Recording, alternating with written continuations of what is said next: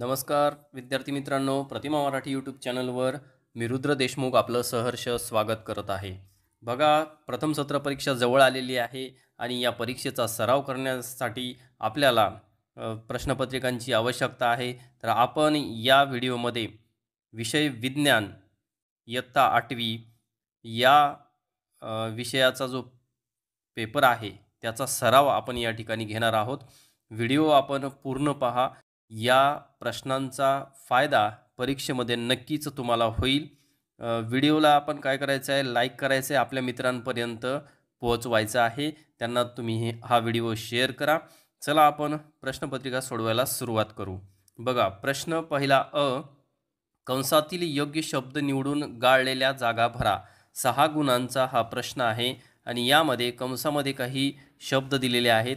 कलील, चुंबकत्व, न्यूटन, स्थितिस्थापकता, ऋण आणि झेड. तर या ठिकाणी बघा, पहिला प्रश्न काय सांगितलेला आहे, एसआय पद्धतीत बलाचे एकक कोणते आहे किंवा डॅश डॅश आहे. तर त्याचं उत्तर आहे न्यूटन. एसआय पद्धतीत बलाचे एकक न्यूटन आहे. त्याच्यानंतर दुसरी रिकामी जागा बघा, एखाद्या विद्युत वाहक तारेतून जाणारी विद्युतधारा तारेभोवती डॅश डॅश निर्माण करते. तर त्याचं उत्तर आहे चुंबकत्व. त्याच्यानंतर तिसरी रिकामी जागा, इलेक्ट्रॉनवर डॅश डॅश प्रभार असतो. तर याचं उत्तर आहे ऋण प्रभार असतो. पुढील बघा, चौथी रिकामी जागा, स्थायूंवर बाह्य दाब दिल्यावर सुद्धा त्यांचे आकारमान कायम राहते. या गुणधर्माला डॅश डॅश डॅश म्हणतात. तर याचं उत्तर आहे स्थितिस्थापकता. आणि पुढील बघा, रिकामी जागा काय सांगते, दूध हे द्रव्याच्या डॅश डॅश या प्रकाराचे उदाहरण आहे. तर याचं उत्तर आहे कलील. दूध हे द्रव्याच्या कलील ह्या प्रकाराचे उदाहरण आहे. पुढे पहा, अणुअंक डॅश डॅश या संज्ञाने दर्शवतात. तर याचं उत्तर आहे झेड. म्हणजेच अणुअंक झेड या संज्ञाने दर्शवतात. पुढील प्रश्न पहा, प्रश्न 1 ब यामध्ये काय सांगितलंय, चूक की बरोबर ते लिहा, आहे ना. तर याच्यामध्ये पहिलं चूक की बरोबर दिलेलं आहे, अमिबा छद्मपादाच्या सहाय्याने हालचाल करतो. तर हे अगदी बरोबर आहे. दुसरं पहा, प्रोटॉनवर कोणताही प्रभार नसतो. तर हे चूक आहे. त्याच्यानंतर पुढील पहा, लॅक्टोबॅसिलाय हे हानिकारक जीवाणू आहेत. हे पण चूक आहे. त्याच्या पुढे पहा, अमिबा आदिजीव सृष्टीमध्ये येतो. तर हे बरोबर आहे. आणि 5वं आहे, एड्स हा संसर्गजन्य रोग आहे.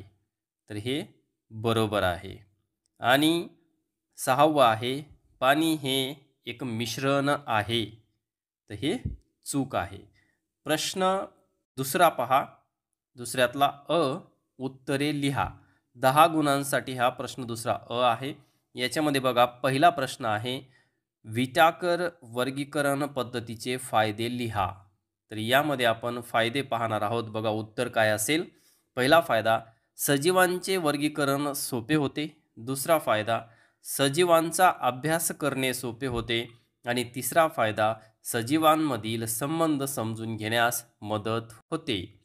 पुढील दुसरा प्रश्न पहा, असंसर्गजन्य रोगांची नावे लिहा. तर यामध्ये आपण मधुमेह, हृदयविकार, उच्च रक्तदाब, कर्करोग, संधिवात अशा प्रकारच्या रोगांची नावं आपण या ठिकाणी लिहू शकतो. पुढे पहा, प्रश्न तिसरा, जडत्व म्हणजे काय ते सांगून जडत्वाचे प्रकार लिहा. वस्तूच्या गतीमध्ये बदल होण्यास प्रतिकार करण्याच्या नैसर्गिक प्रवृत्तीला जडत्व म्हणतात. त्याचं उदाहरण पहा, या ठिकाणी त्याचे प्रकार पहा. पहिला प्रकार आहे स्थिर स्थितीतील जडत्व, म्हणजेच विरामावस्थेतील. दुसरा आहे गतीचे जडत्व आणि तिसरा आहे दिशेचे जडत्व. या ठिकाणी प्रश्न चौथा पहा, कोरड्या घटांची जोडणीच्या तारांनी बॅटरी करायची आहे.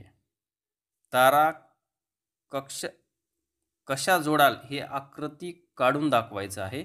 तसंच आकृतीतील घटकांना नावं द्यायची. म्हणजे हा प्रश्न आकृती काढण्यासाठी आहे. आपण याची आकृती काढू शकता. याच्यानंतर पुढे पहा.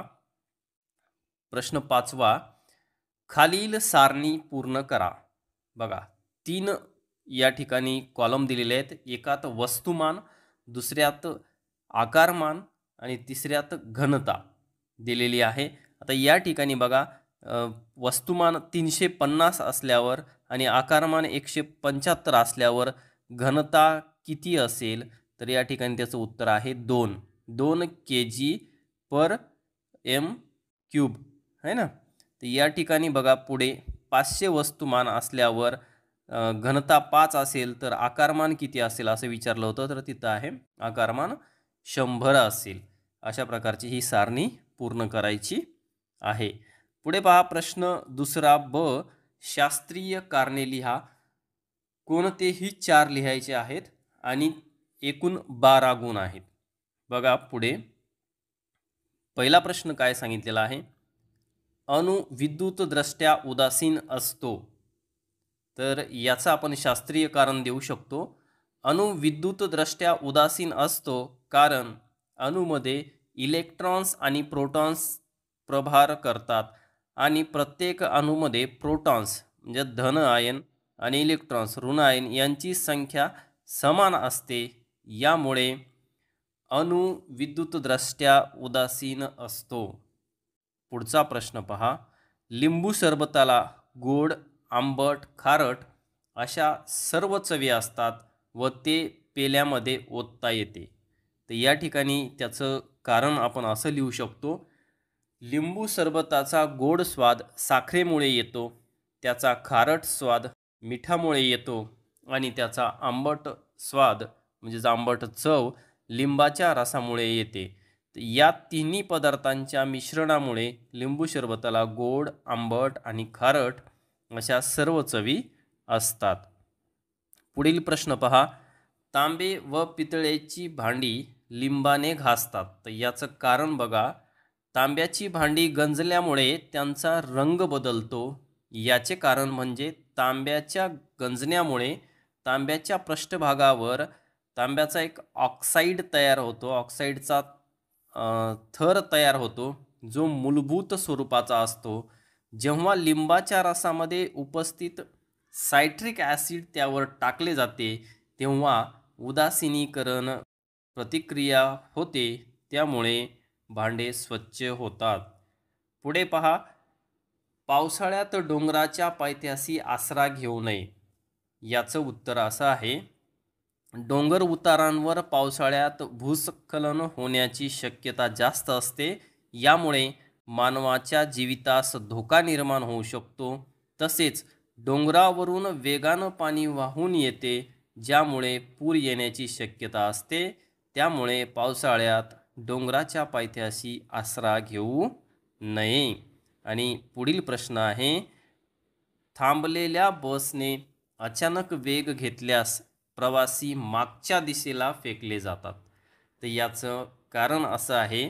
थांबलेल्या बसने अचानक वेग घेतल्यास प्रवासी मागे फेकले जातात कारण येथे न्यूटनचा गतीचा पहिला नियम म्हणजेच जडत्वाचा नियम लागू होतो. या नियमानुसार स्थिर असलेला प्रवासी त्याच्या विश्रांतीच्या स्थितीमध्ये बदल न करता तोच टिकवून ठेवण्याचा प्रयत्न करतो. बस वेगाने पुढे जाते आणि त्यामुळे प्रवासी मागच्या दिशेला फेकले जातात. पुढील प्रश्न पहा. प्रश्न तिसरा अ, गटात न बसणारे पद ओळखा. 5 गुणांसाठी आहे.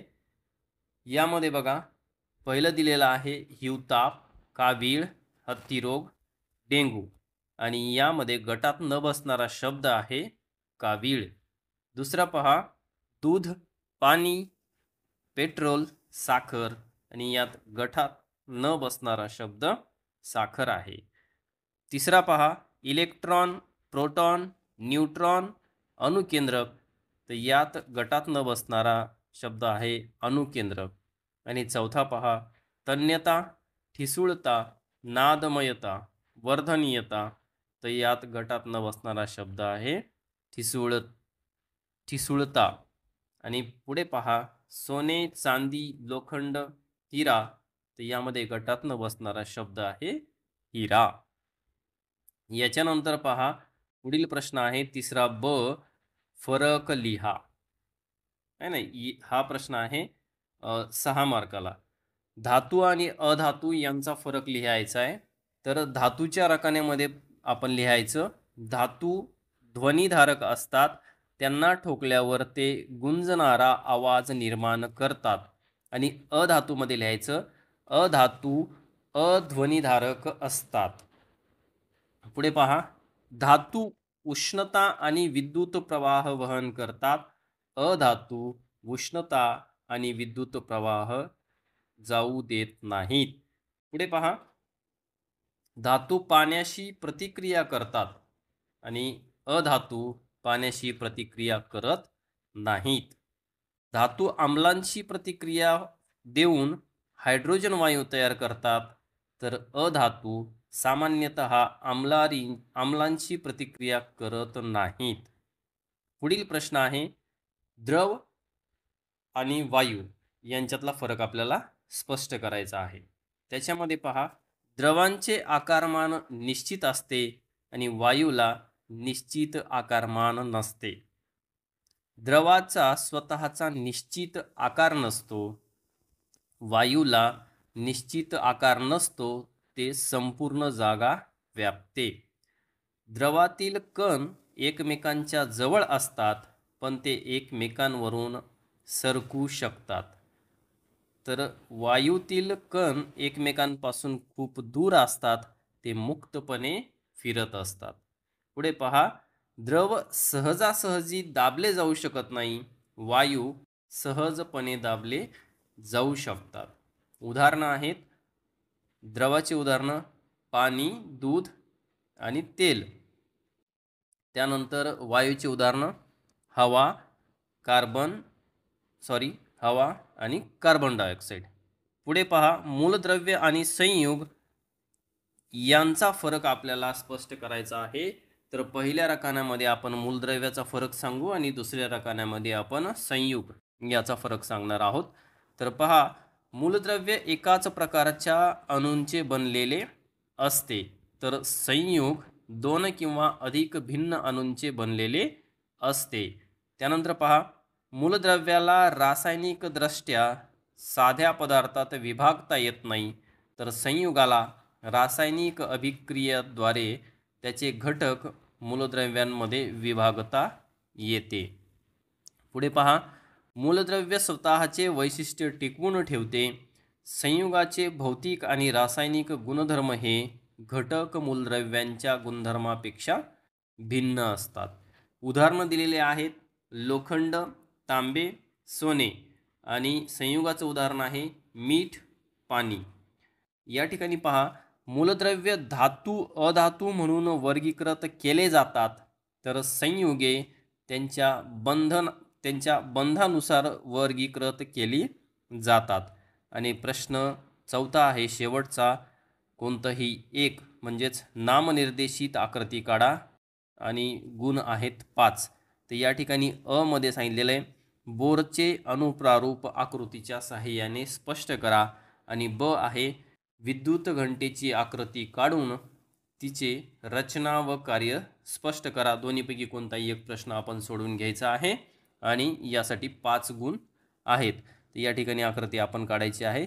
या ठिकाणी हा असा आपल्याला सायन्सचा जो सराव पेपर आहे तो होता. आपण व्हिडिओला लाईक करा आणि अशाच सराव प्रश्नांसाठी आपण आपल्या चॅनलला सबस्क्राईब करायला विसरू नका. आणि हा व्हिडिओ आपल्या मित्रांपर्यंत नक्की शेअर करा, कारण त्यांनाही याचा फायदा होईल. थांबू या ठिकाणी. धन्यवाद.